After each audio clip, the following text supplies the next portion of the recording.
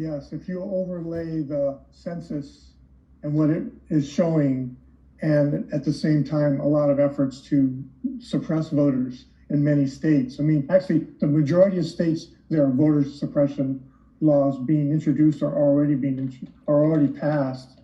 And unfortunately, only a federal law could, in a sense, supersede those, short of changing those who are in power in those states. So it's a huge challenge. It's a generational challenge to address those concerns, both in California, but also thinking about other states where it's even more challenging.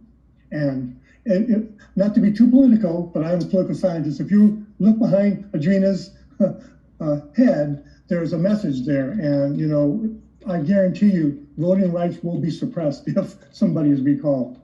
It's on other people's agenda in every other state where the other party is in power, because that's the only way they can keep power. I mean, that's just unfortunately part of this conversation we're having here today, is dealing with that reality too. It's about power, so, and political power in particular to control voting is huge. So Lorraine, thank you for raising that. And there's different ways, obviously, as individuals or as groups, we can be supportive and let our legislators know, but also let people know in other states that we support their efforts, because it is supremely challenging right now.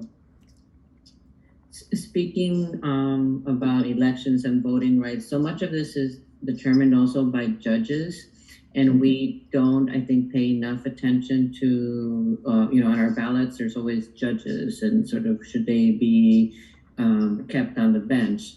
And I've just come to realize that it's really important to look at the history of those judges and where they stand on issues, and not just, I used to just ignore it. I'm like, I had no idea. Now I take sort of a couple of hours to research where those judges stand on the issues and if they're aligned with my beliefs, because they make so many of the decisions as well.